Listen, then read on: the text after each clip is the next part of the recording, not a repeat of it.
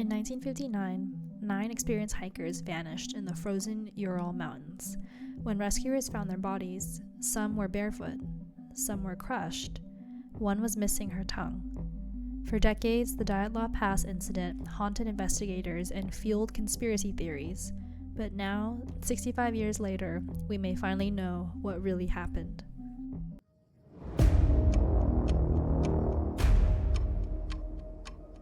The Dyatlov Pass Incident, February 1959, Ural Mountains, Soviet Union. On January 27, 1959, Igor Dyatlov led 8 fellow students and graduates from the Ural Polytechnic Institute on a ski trek into the northern Ural Mountains. Their goal? Otorten, a peak whose name some say ominously translates to "don't go there" in the local Mansi language. However, a source from the Mansi people say it actually means mountain with swirling winds, and the name was either mistranslated or intentionally changed to give a more spine-chilling feel. They were all young, skilled, familiar with the brutal cold of Siberian winters. But on February 1st, they made a fateful decision. Rather than descend into a nearby forest for shelter, they pitched their tent on the barren slope of Kholat Syakhl, Mountain of the Dead. That night, something went horribly wrong. When the hikers failed to return, a search party was dispatched. What they found was baffling. The tent had been slashed open from the inside. Footprints led away, barefoot in socks, into subzero temperatures. 2 bodies were found near a fire pit. 3 more scattered nearby, as if trying to crawl back. It took months to find the rest. Some had crushed ribs. One had a fractured skull. Lyudmila Dubinina was missing her tongue and eyes. Strangely, there were no signs of struggle. Theories exploded. Military cover-up, secret weapons testing, Yetis, and even alien abduction. But decades later, new evidence would finally begin to shift the narrative. Theory 1. Avalanche. In 2021, a study published in Nature stunned the paranormal community. Using advanced computer simulations and consulting animators from Disney's Frozen, who had developed a highly realistic snow physics engine, researchers reconstructed the terrain. They discovered that a delayed slab avalanche could explain the tent damage and the trauma. A slab of compacted snow, dislodged by a small cut into the slope for the tent, may have broken loose hours later. The impact would have caused panic, forcing the hikers to flee improperly dressed. Then came the second blow, injuries from the snow slab itself. The crushing force could explain the broken ribs and skull fractures without external wounds. Still, some experts remain unconvinced. The slope was shallow. Avalanche records were rare in that area. But then came another piece of the puzzle. Theory 2. Katabatic winds. Katabatic winds are sudden violent gusts of cold air, which may have hit the exposed slope that night. These winds can reach hurricane speeds, disorienting and freezing victims in minutes. In 2023, meteorological modeling supported the likelihood of such winds at Dyatlov Pass that evening. Combined with limited visibility and sub-zero temperatures, even a short sprint from the tent could be lethal. The hikers, trying to regroup in the forest, may have succumbed to paradoxical undressing, hypothermia, and falls into the ravine. The missing tongue? Likely scavenging from local wildlife. Gruesome, but not uncommon. What are katabatic winds? Katabatic winds are strong, cold winds that flow downhill, like water running down a slope.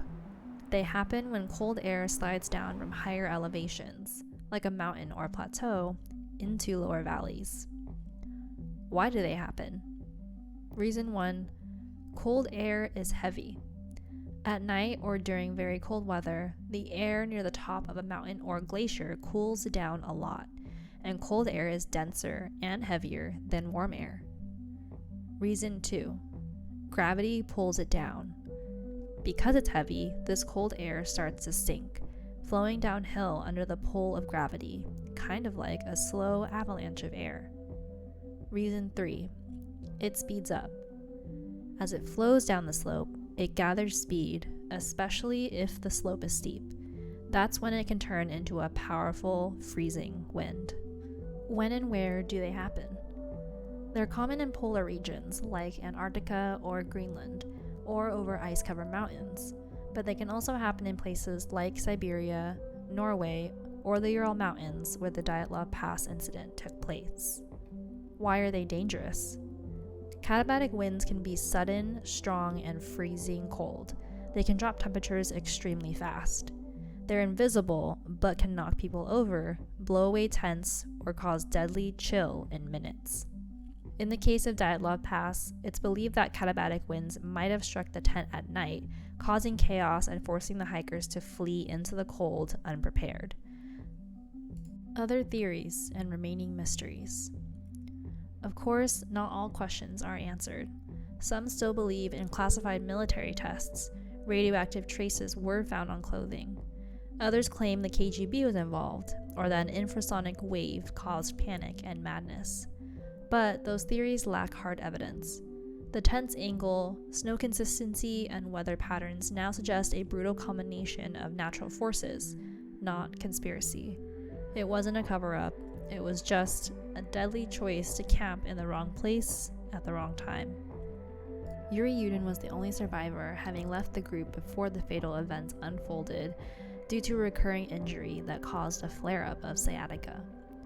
Yudin, haunted by the tragedy, maintained that the Soviet military was likely involved, although he lacked concrete evidence. At one point, he was asked to identify items found at the scene, including some of military origin, which further fueled his suspicions.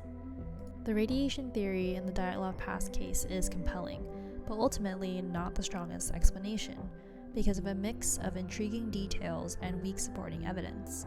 Why is the radiation theory compelling? Number 1. Radioactive clothing.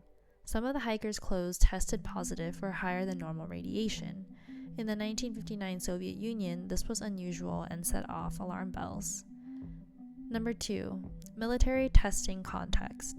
The area was rumored to be near secret military testing grounds, and some believe the hikers accidentally witnessed a weapons test, perhaps involving radioactive materials. Glowing orbs in the sky. Other hikers in nearby areas reported glowing orange orbs in the sky around the time of the incident. Some link this to rockets, flares, or experimental tech. Number 4. Soviet secrecy. The original investigation was rushed, files were classified, and some interviews were cut short, feeding suspicion of a cover-up. Why it doesn't have strong evidence. Radiation levels weren't extreme.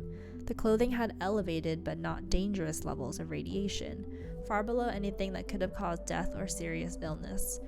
The levels could have come from contaminated lab equipment or even previous jobs. Some hikers worked in nuclear research, for example. Number 2. Not all clothing was affected. Only a few garments showed radiation. If it had been an environmental or blast exposure, it would likely have affected all of their gear. Number 3. No radiation burns or sickness. None of the bodies showed symptoms of radiation sickness. No burns, no skin lesions, no hair loss. Their deaths were due to hypothermia and blunt force trauma, not radiation. Number 4. Alternative explanations for the lights. The glowing orbs could easily have been R-7 rocket launches, which were common at the time. The Soviet military sometimes tested long-range missiles in remote areas. Number 5. Lack of direct military evidence. No wreckage, debris, or other physical evidence has ever been found linking the site to weapons testing. It's all circumstantial. The radiation theory adds to the mystery and fits the Cold War paranoia of the era, but it doesn't align with the physical evidence found on the bodies or at the scene. The avalanche and katabatic wind theories are better supported by terrain analysis, weather data, and forensic modeling. One of the hikers had previously lived in the Kishtim disaster area, which was a nuclear accident that occurred 2 years prior, and another hiker had participated in the cleanup, making it plausible that they came into contact with contaminated materials, which would explain radiation having been detected on some of their clothing. The radiation detected was at low levels, which is consistent with the fallout from Kishtim rather than a more concentrated source. Imagine the scene. You're asleep in a cold tent. A sudden noise, then collapse. You and your friends scramble into the night, confused, injured, and underdressed. Wind howling, darkness thick. Your only hope, the tree line below. But the cold is faster than your legs, and the mountain is merciless. What happened at Dyatlov Pass may no longer be a mystery, but what those hikers felt in their final moments remains chilling beyond words. Thanks for watching. Subscribe for more terrifying mysteries backed by real evidence. Until next time, stay curious and stay cautious, because the scariest stories are the true ones.